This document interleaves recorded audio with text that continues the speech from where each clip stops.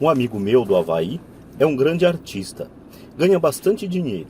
Um dia o advogado de sua mãe ligou dizendo que ela lhe deixara $35.000. Isto é o que sobrou de seus bens depois que o advogado e o governo pegaram uma parte. Imediatamente, ele viu uma oportunidade de aumentar seus negócios usando parte desse dinheiro em publicidade. 2 meses depois, seu primeiro anúncio em cores, de página inteira, apareceu numa revista cara voltada para os muito ricos. O anúncio foi publicado durante 3 meses. Ele não teve qualquer retorno e toda a sua herança foi embora. Agora, ele quer processar a revista por ter sido enganado. Este é o caso típico de alguém que pode fazer um belo hambúrguer, mas conhece pouco de negócios. Quando lhe perguntei o que ele tinha aprendido, sua resposta foi que publicitários são em croques. Então, lhe perguntei se ele não gostaria de fazer um curso de vendas e outro de marketing direto. Sua resposta foi: não tenho tempo e não quero jogar dinheiro fora. O mundo está cheio de pessoas talentosas. Com muita frequência, são pobres ou têm dificuldades financeiras ou ganham menos do que poderiam, pelo que sabem, mas pelo que não sabem. Com muita frequência, são pobres ou têm dificuldades financeiras ou ganham menos do que poderiam, pelo que sabem, mas pelo que não sabem.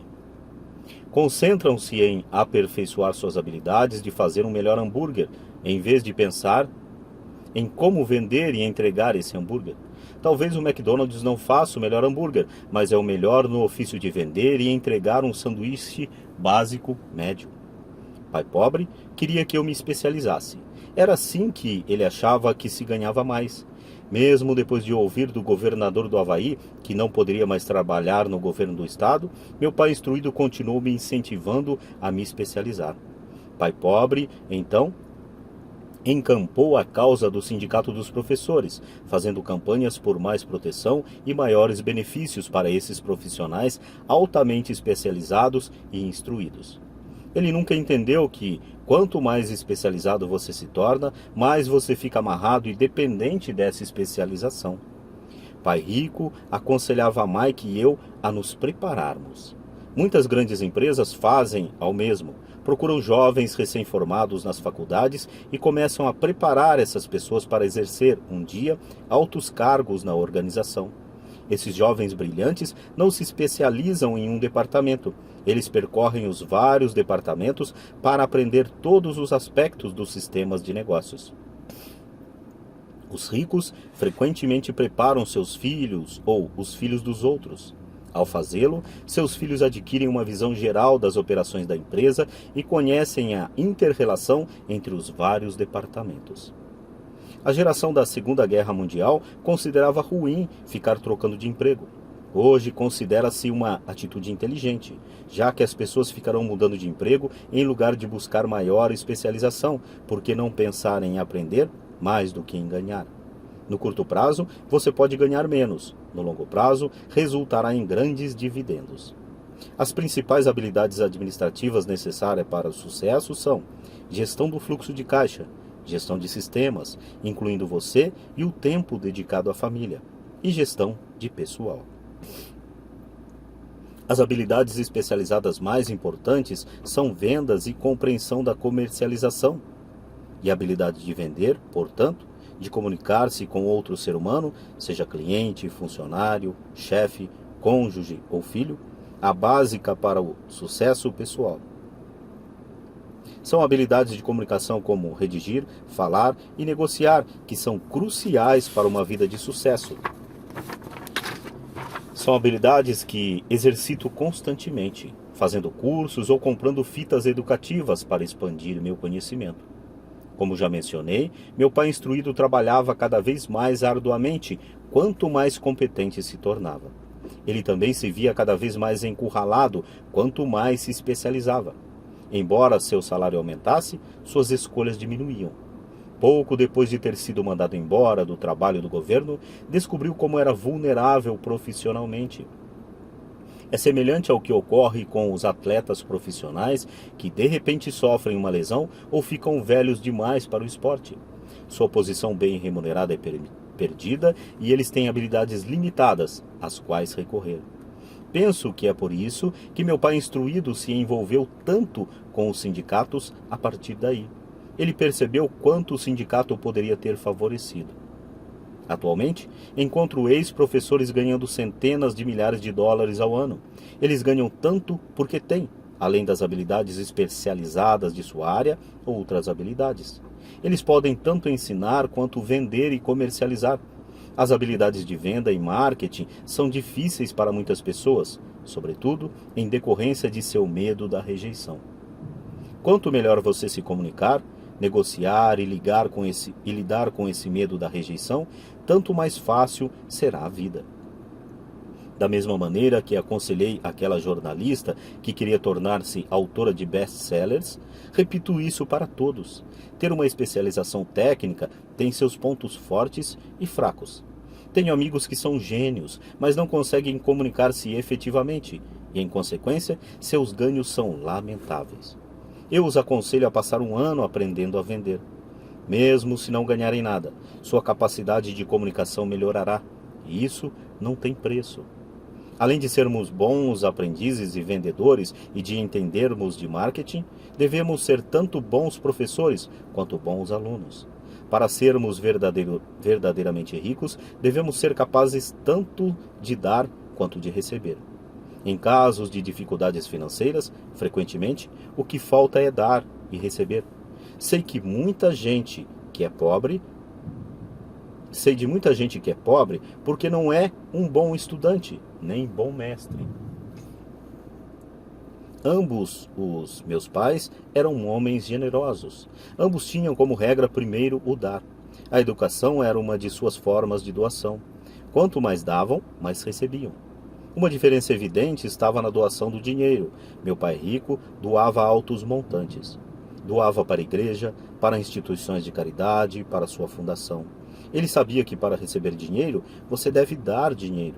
A doação de dinheiro é o segredo da maioria das grandes famílias ricas. É por isso que existem instituições como a Fundação Rockefeller e a Fundação Ford.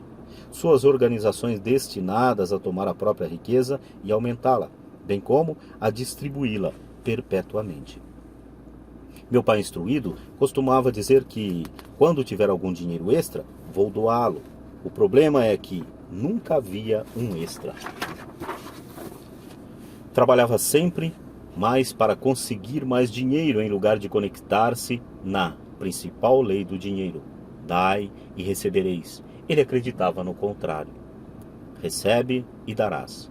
Concluindo, tornei-me ambos os pais. Uma parte de mim é um capitalista convicto que adora o jogo do dinheiro fazendo dinheiro.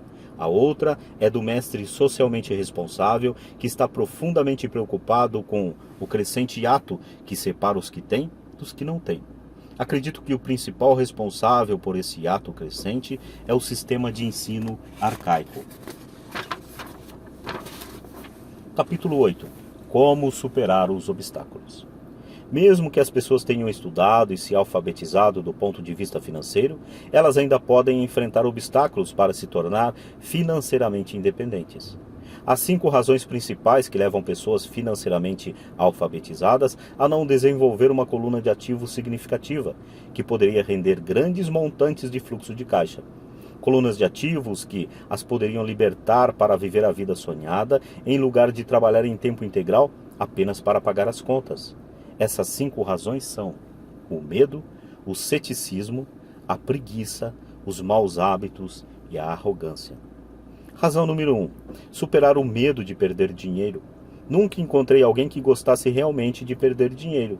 E em toda a minha vida, nunca encontrei uma pessoa rica que nunca tivesse perdido dinheiro. Mas encontrei uma porção de gente pobre que nunca perdeu um tostão investindo. O medo de perder dinheiro é real. Todo mundo tem, mesmo os ricos. Mas o problema não está no medo, está na maneira de lidar com as perdas. E a maneira de lidar com as perdas, com o fracasso, é que faz toda a diferença na vida da gente. Isso serve para qualquer coisa, não apenas para o dinheiro. A principal diferença entre uma pessoa rica e outra pobre está como elas lidam com esse medo. Não há nada de errado com ter medo. É aceitável ser um covarde quando se trata de dinheiro. Você pode ainda ser rico. Somos todos heróis em algumas circunstâncias e covardes em outras. Uma amiga de minha esposa é enfermeira de um pronto-socorro. Quando vê sangue, entra em ação.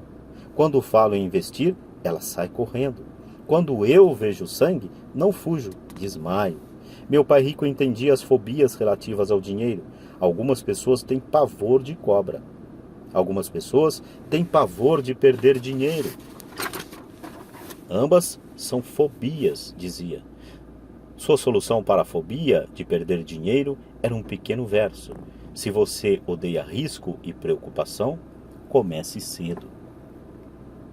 É por isso que os bancos aconselham iniciar o hábito da poupança desde a juventude. Se você começar jovem, será fácil ser rico. Não vou me estender sobre isso, mas há uma grande diferença entre pessoas que começaram a poupar aos 20 anos e aos que começaram aos 30. Uma diferença apreciável. Disse que um dos assombros do mundo é o poder dos juros compostos. A aquisição da ilha de Manhattan é considerada uma das maiores pechinchas de todos os tempos.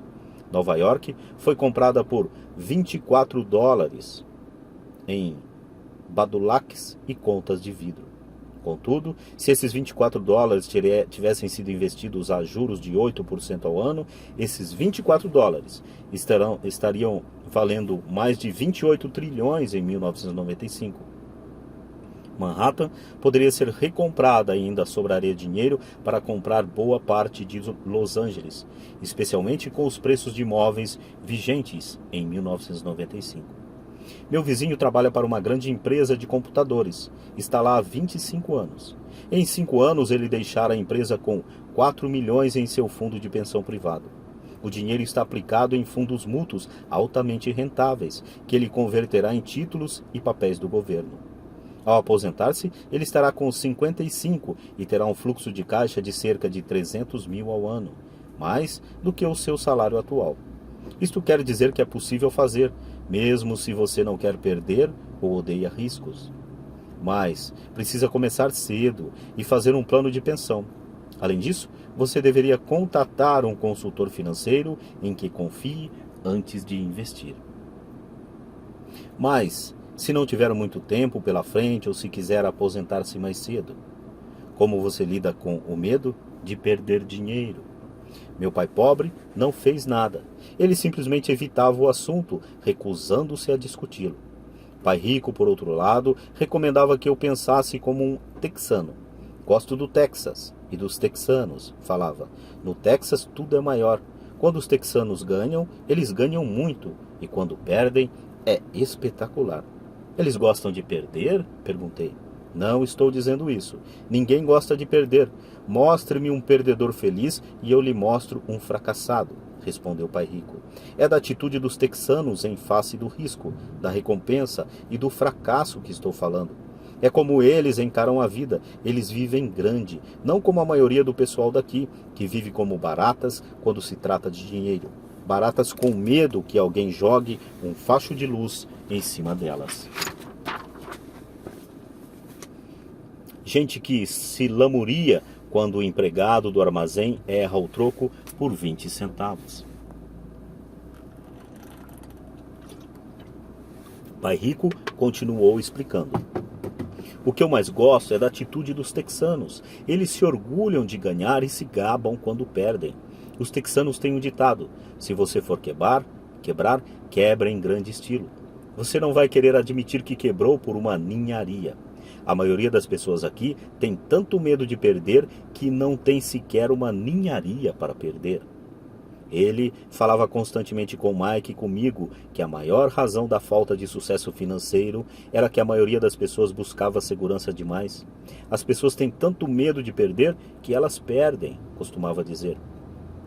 Fran Tarkenton, que foi um grande zagueiro de futebol americano, dizia isso de outra forma. Vencer significa não ter medo de perder. Ao longo de minha vida, observei que os ganhos em geral se seguem às perdas. Antes de aprender a andar de bicicleta, levei muitas quedas. Nunca encontrei um jogador de golfe que não tivesse perdido alguma vez uma bola. Nunca encontrei alguém apaixonado que nunca tivesse tido o coração despedaçado.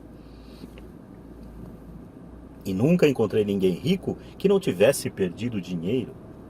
A maioria das pessoas não obtém ganhos financeiros porque a dor de perder dinheiro é maior do que a alegria de ficar rico.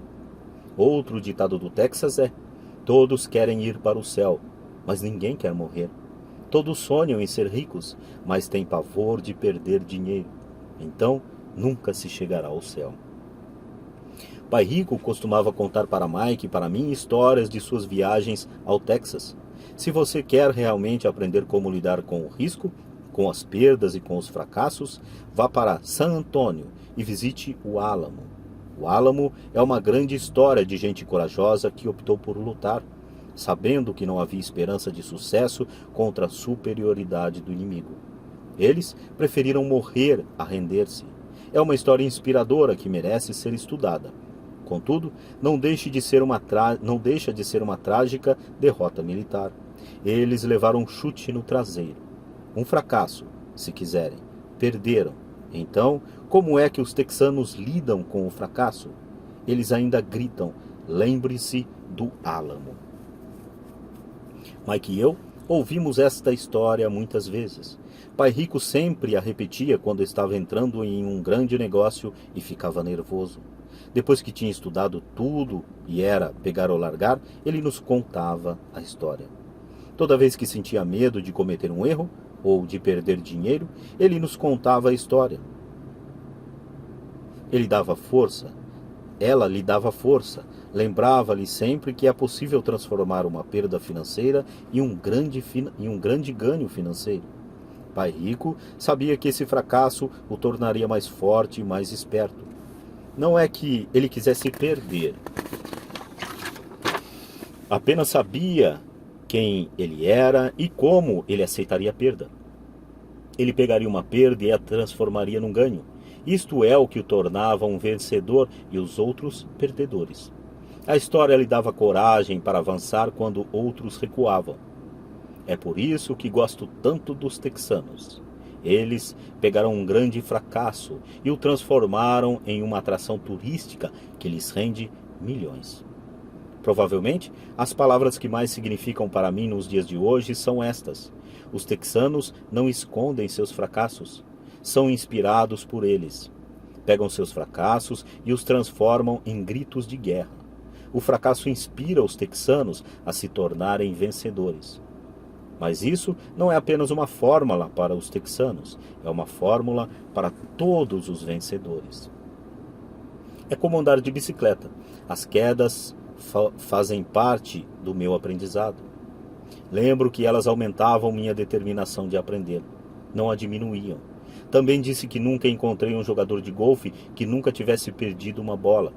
Perder uma bola ou um torneio serve de inspiração aos jogadores de golfe para serem melhores, praticarem mais, estudarem mais. Isso é o que os aperfeiçoa. Para os vencedores, os fracassados são uma inspiração. Para os perdedores, o fracasso é uma derrota. Citando John D. Rockefeller, sempre tentei transformar cada fracasso em uma oportunidade. Sendo nipo-americano, posso falar o seguinte: muitas pessoas dizem que Pearl Harbor foi um erro americano. Eu digo que foi um erro japonês. No filme Tora, Tora, Tora, um sombrio almirante japonês diz a seus subordinados: receio que tenhamos acordado um gigante adormecido. Lembre-se de Pearl Harbor. Tornou-se um grito de guerra. Transformou uma das maiores derrotas dos Estados Unidos em uma razão para vencer. Esta grande derrota deu força aos Estados Unidos, que logo se transformou em uma potência mundial. O fracasso inspira os vencedores e o fracasso derrota os perdedores. É o fracasso o maior segredo dos ganhadores. É o segredo que os perdedores não conhecem. O maior segredo dos vencedores é que o fracasso inspira a vitória. Por isso, eles não têm medo de perder. Repetindo Frank Tarkenton, vencer significa não ter medo de perder. Pessoas como Tarkenton não têm medo de perder porque sabem que são. porque sabem quem são. Odeiam perder, de modo que sabem que o fracasso apenas as incentivará a se tornarem melhores. Há uma grande diferença entre detestar perder e ter medo de perder. A maioria das pessoas tem tanto medo de perder dinheiro que acaba perdendo. Elas quebram por uma ninharia. Financeiramente, desejam segurança demais e têm um horizonte estreito. Compram casas grandes e carros grandes, mas não fazem grandes investimentos.